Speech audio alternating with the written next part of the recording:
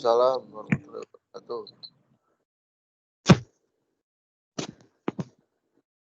Jadi, mana?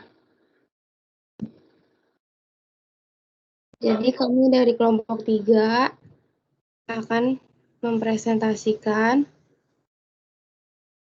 tentang proses strategi. Nama saya Rayhandi Anovaryadi.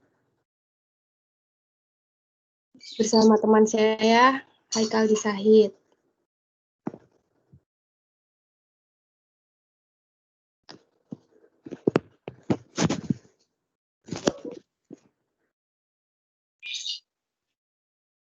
Kok buram gambarnya?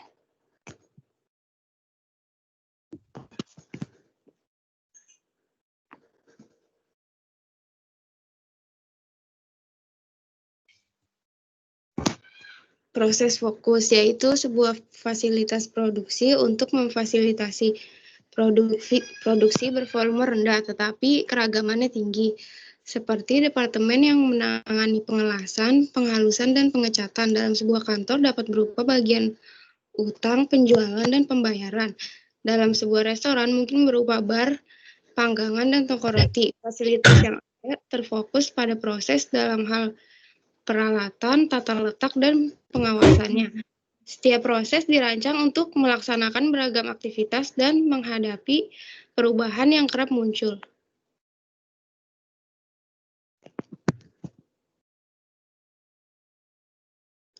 Fokus berulang atau repetitive focus adalah proses produksi yang menggunakan modul yang berorientasi pada produk. Modul adalah bagian atau komponen yang telah dipersiapkan sebelumnya yang sering berada dalam proses yang berkelanjutan.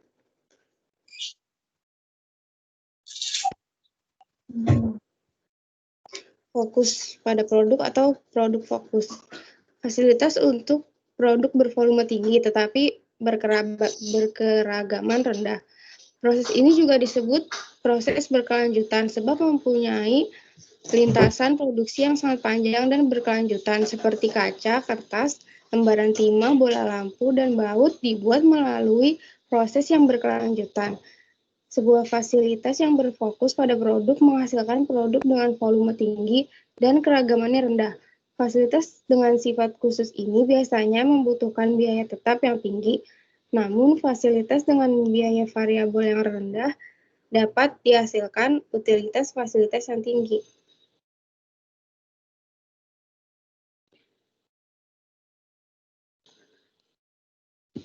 Kostumisasi massal merupakan pembuatan produk dan jasa yang dapat memenuhi keinginan pelanggan yang semakin unik secara cepat dan murah. Kostumisasi massal bukan hanya mengenai keragaman produk, tetapi juga bagaimana secara ekonomis mengetahui apa yang diinginkan pelanggan dan kapan pelanggan menginginkannya dengan tepat. Kostumisasi massal memberikan kita keragaman produk yang biasanya dapat disediakan oleh manufaktur bervolume rendah atau fokus pada proses dengan biaya seperti manufaktur bervolume tinggi dan terstandarisasi atau fokus pada produk. Kaitan antara logistik, produksi, dan penjualannya harus erat.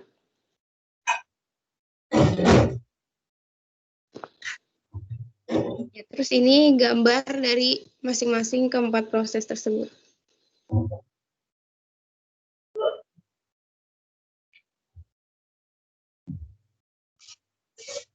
Terus yang ini cara menentukan proses yang tepat. Terus yang satu lagi gambarnya karakteristik dari masing-masing keempat proses tersebut perbandingannya.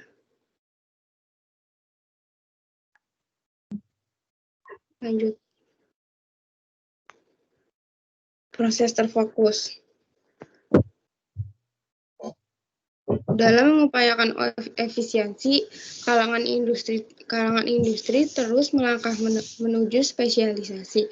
Manajer yang berfokus pada sejumlah aktivitas, produk, dan teknologi yang terbatas akan bekerja lebih baik.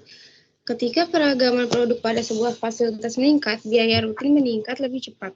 Ketika keragaman produk pelanggan dan teknologi meningkat, Kompleksitasnya juga ikut meningkat. Sumber daya yang dibutuhkan untuk menangani kompleksitas berkembang dengan tidak sebanding. Spesialisasi, penyederhanaan, konsentrasi, dan fokus menghasilkan efisiensi.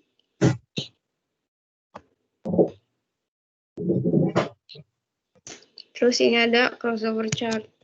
Dengan cara melihat di titik mana total biaya proses berubah. Seperti di gambar, proses A memiliki biaya terendah untuk volume di bawah F1. Proses B memiliki biaya terendah antara V1 dan V2. Proses C memiliki biaya terendah di atas V2. Nih gambarnya. Lanjut.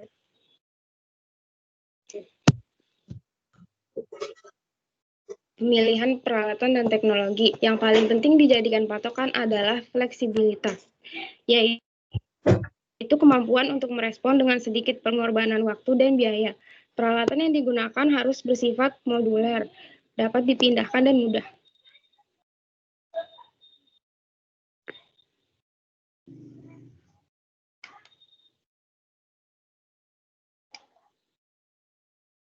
Analisis dan desain proses. Saat menganalisis dan merancang proses untuk mengubah bahan baku menjadi barang dan jasa, terdapat pertanyaan-pertanyaan seperti berikut. Apakah prosesnya dirancang untuk mencapai keunggulan bersaing dari segi diferensiasi, respon cepat, atau biaya yang rendah? Apakah prosesnya menghilangkan langkah-langkah yang tidak menambah nilai? Burung gambarnya.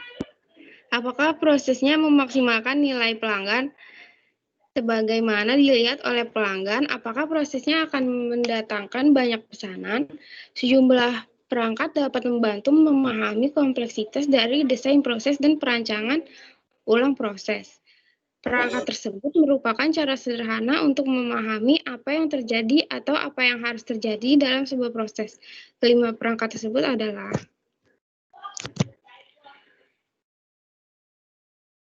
yang pertama, ada flowchart, suatu skema atau gambaran dari perpindahan produk atau orang. Ini gambarnya, contoh flowchart Harley Davidson.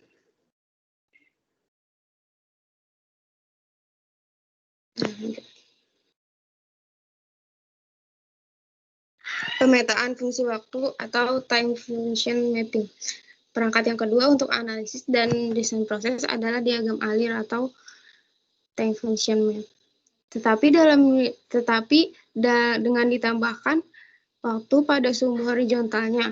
Diagram ini kadang disebut sebagai pemetaan proses atau proses mapping. Dengan pemetaan fungsi waktu, titik-titik mengindikasi aktivitas dan panah-panah mengindikasi arah aliran dengan waktu pada sumbu horizontalnya, memungkinkan pengguna untuk mengidentifikasi dan menghilangkan pemborosan dalam hal langkah tambahan dan pengurangan keterlambatan yang tidak perlu.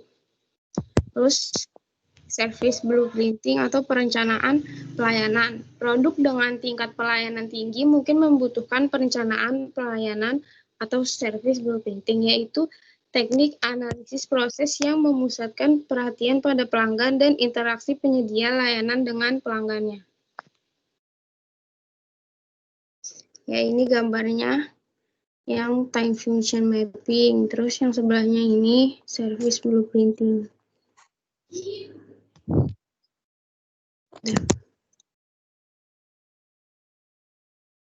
Udah selesai.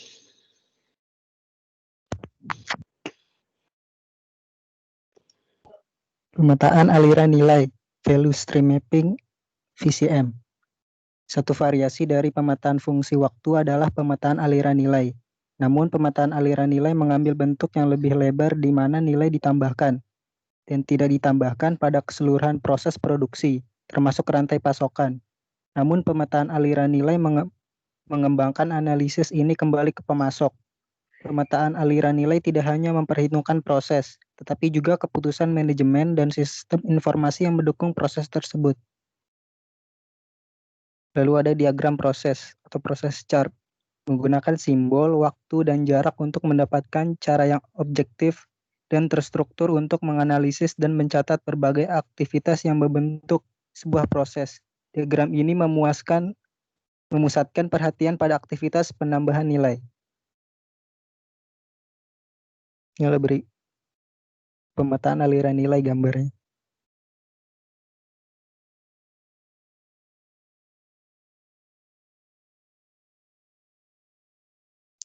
Kelima perangkat analisis proses ini masing-masing memiliki kekuatan dan keragamannya tersendiri. Diagram alir merupakan cara yang tepat untuk menggambarkan keseluruhan proses dan mencoba untuk memahami sistem secara keseluruhan. Pemetaan fungsi waktu menambahkan ketepatan dan faktor waktu untuk analisis secara makro. Pemetaan aliran nilai melingkup di luar organisasi langsung hingga pelanggan dan pemasok. Diagram proses dirancang untuk menyediakan pandangan proses secara lebih terperinci dengan menambahkan beberapa hal, seperti waktu untuk penambahan nilai, penundaan jarak, penyimpanan, dan lainnya. Di lain pihak, perencanaan pelayanan dirancang untuk membantu memusatkan perhatian pada bagian interaksi pelanggan dalam proses. Karena interaksi pelanggan sering merupakan variabel penting dalam desain proses sekarang.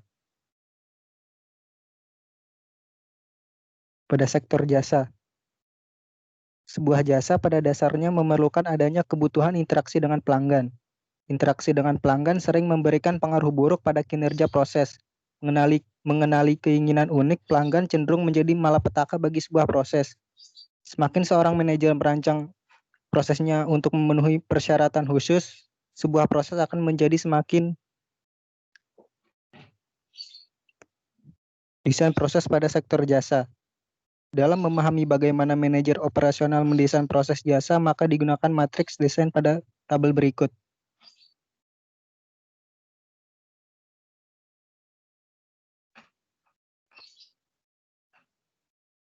Inilah berbagai teknik untuk meningkatkan produktivitas jasa. Misalnya adalah strategi pemisahan. Dengan teknik membuat struktur pelayanan sehingga pelanggan harus pergi ke tempat layanan ditawarkan. Contohnya adalah pelanggan bank data ke manajer untuk membuka tabungan baru, ke petugas kredit untuk meminta pinjaman, dan ke kasir untuk menyetorkan uang.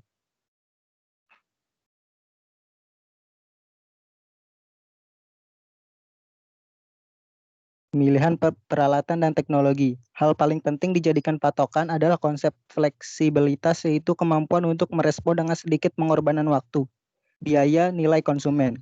Hal ini dapat diartikan peralatan yang digunakan bersifat modular dan dapat dipindahkan dan murah.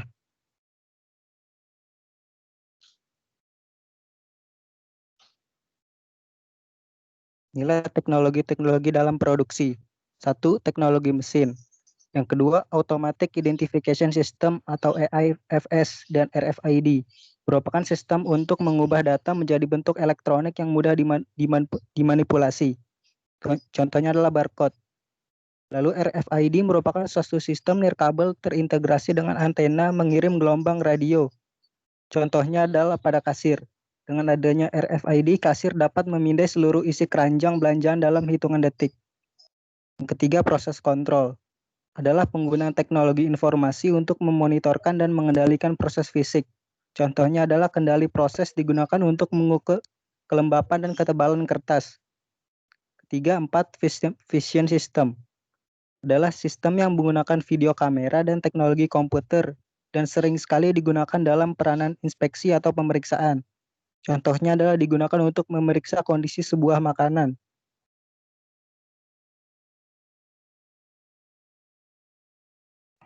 Yang kelima, robot.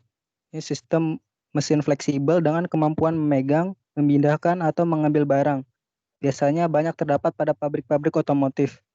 Yang keenam, Automated Storage and Retrieval System.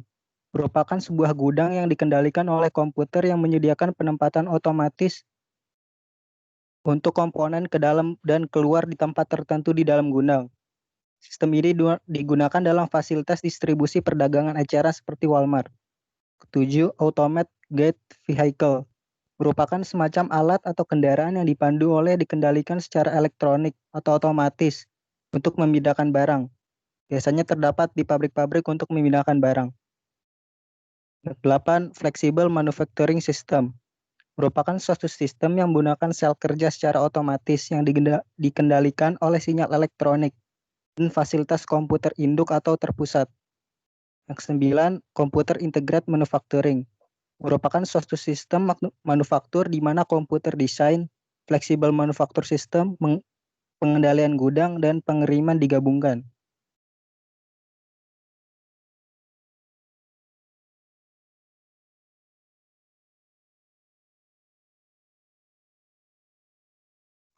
Teknologi di sektor jasa.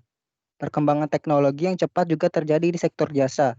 Contohnya adalah pada jasa keuangan, di mana kita sekarang tidak perlu jasa teller bank untuk transfer uang dan hanya cukup transfer via ATM atau via internet.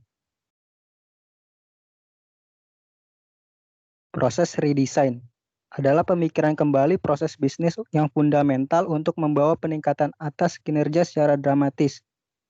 Perancangan ulang proses yang efektif bergantung pada evaluasi kembali tujuan dari proses, baik tujuan atau asumsi yang mendasarinya. Perancangan ulang proses menitik beratkan pada aktivitas-aktivitas yang fungsional.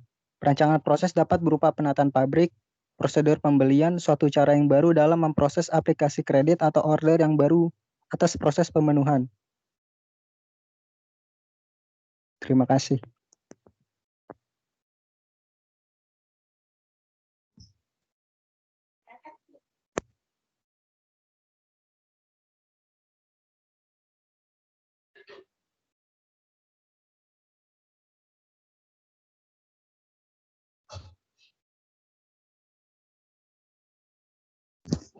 Sekian dari kelompok kami.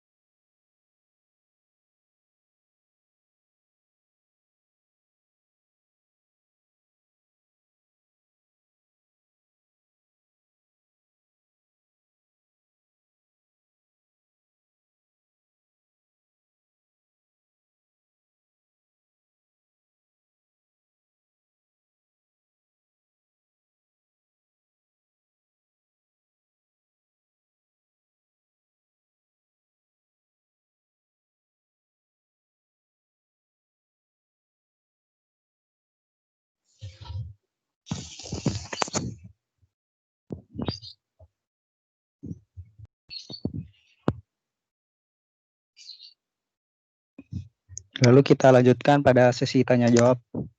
Pertanyaan pertama dari kelompok Ahmad Fauzan dengan pertanyaan, mengapa teknologi mesin ini dalam era komputerisasi sekarang ini telah banyak diciptakan cara pengendalian mesin yang baru menggunakan chip? Mengapa teknologi mesin ini menjadi hal yang sangat diperlukan untuk meningkatkan kinerja dan produktivitas perusahaan, serta jelaskan contoh perusahaan yang sukses memaksimalkan fasilitas teknologi tersebut? Menurut saya contohnya adalah itu perusahaan di bidang perbankan. Mereka menerapkan chip tersebut pada kartu ATM. Jadi teknologi ini berfungsi memudahkan nasabah bertransaksi kapan saja dan di mana saja. Kartu ATM ini dengan teknologi chip ini sangat diperlukan karena transaksi akan menjadi lebih aman dan chip itu dapat menyimpan data lebih besar. Seperti itu. Lalu pertanyaan kedua ada dari kelompok Fajar Surya dan Dava Fauzi. Banyak perusahaan menggunakan strategi BTO atau Build to Order. Tapi mengapa banyak perusahaan yang menggunakan sistem ini? Contohnya, jawabannya menurut saya adalah dengan menggunakan strategi Build to Order, perusahaan hanya memproduksi barang sesuai pesanan saja. Jadi akan menghemat biaya produksi. dan akan memuaskan pelanggan dengan spesifikasi produk yang tepat yang dibutuhkan oleh pelanggan. Contohnya adalah Toyota. Itu Toyota memproduksi seri Yaris. Dia memproduksi itu sesuai dengan kemauan pelanggan mereka. Syarat-syaratnya itu menurut saya tidak ada. Yang terpenting adalah perusahaan dapat menyesuaikan kebutuhan pasar atau konsumen mereka.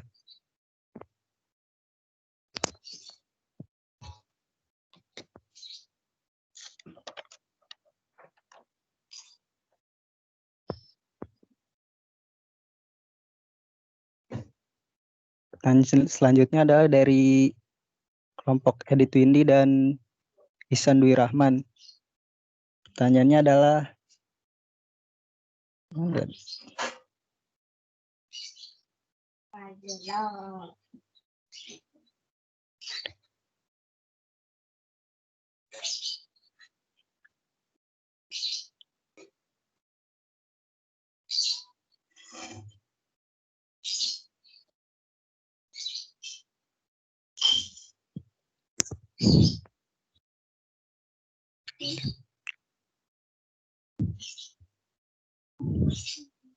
pertanyaan dari kelompok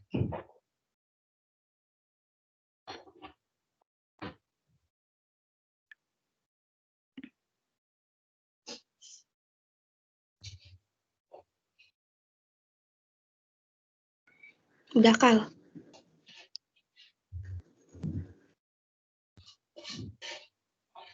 udah. 3. Udah 3 lo udah.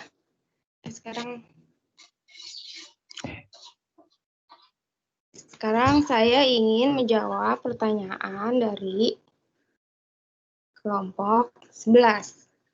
Yaitu dari Muhammad Rizky Haryadi sama Alia Hairunisa. Pertanyaannya, apa saja kerugian dari kostumisasi massal? Kerugian dari kostumisasi massal itu, produknya itu harus imajinatif, harus berbeda dari yang lain.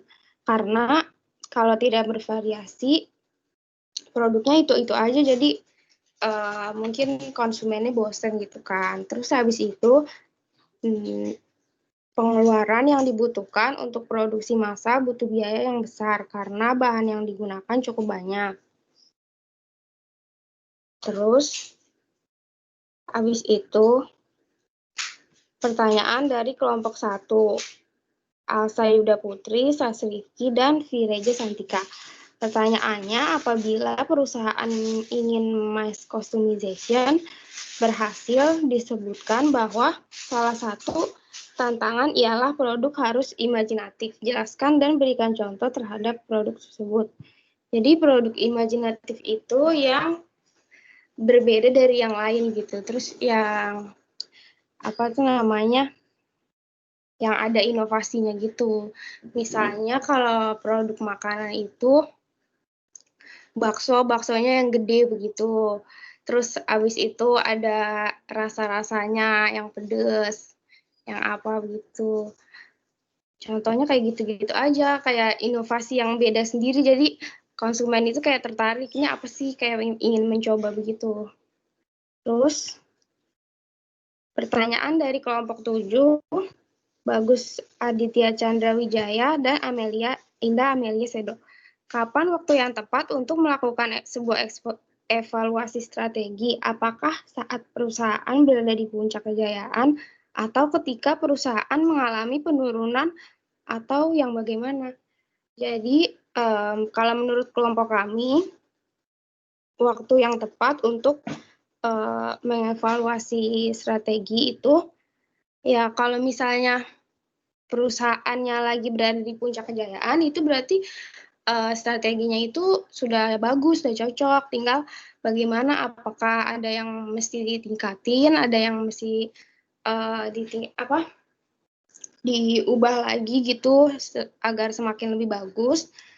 Terus kalau misalnya perusahaan mengalami penurunan, berarti itu tandanya strateginya itu belum cocok, belum maksimal untuk perusahaannya.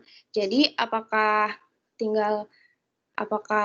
proses strateginya itu diubah atau mau dibagusin lagi atau gimana, tinggal disesuaikan aja dengan keadaan perusahaannya nanti yang bakal laku bagaimana. Tuh, terima kasih.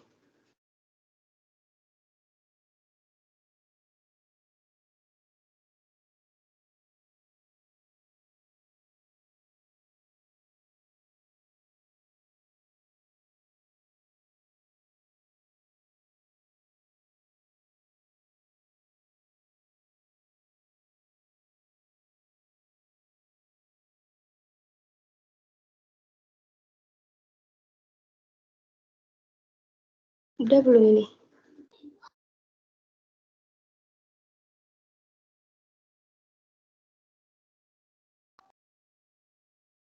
Oke, sekian dari kelompok kami. Kurang lebihnya mohon maaf. Assalamualaikum warahmatullahi wabarakatuh.